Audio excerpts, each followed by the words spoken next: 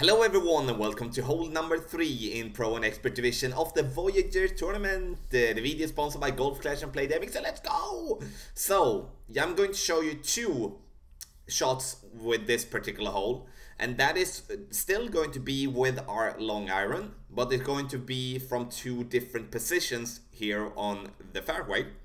So first and foremost, we can see our opponent here playing with 2 bars of topspin and 2 bars of side spin to the left, going really straight towards the pin. I don't blame him, because you know, this is absolutely, in my opinion, an opportunity for an hole-in-one if we do have the right wind. So the risk that we do take here is that the ball is going to get stuck in the rough or in the bunker. If we bounce there on the fairway, then we're going to have a problem.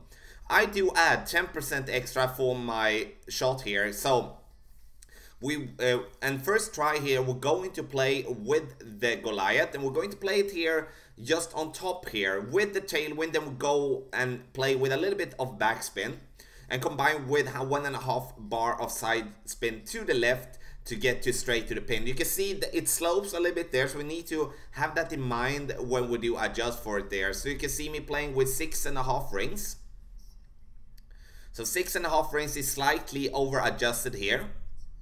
As you can see, we hit it perfect, and we're going to get this one to bounce nicely there. Coming in here, coming a little bit too hot, as you can see, with that 1.5 bar of backspin. But still, it's going to give us an easy way to make that birdie. Because the thing that we don't want is that we don't want to go short.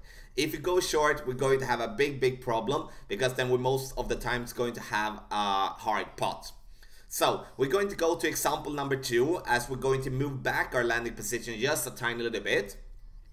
So we do get ourselves in a more flat surface to bounce with. And I kind of like, in the end, I kind of recommend that to be a little bit better if we're not having like a straight headwind or straight tailwind, because then the slope there could actually help us go towards the pin. So something that many players also do is to go directly onto the green with favorable wind. And with favorable wind, what does that mean? That would mean like some type of tailwind, not that strong, or a crosswind, not that strong either. If we do have a headwind, I would never suggest you to go straight on the green. The reason for that is that the backspin combined with the headwind will of course compress the ball guideline big time, and many of the times that will result in that you go very short on the green and have a problem there to reach with your putter. So our friend here, or our friend of course, but our opponent did make a good shot there. We're going to play with the Goliath again, and now we're going to go with 2 bar, so 1.5 bar of topspin, 1 bar of side spin to the right.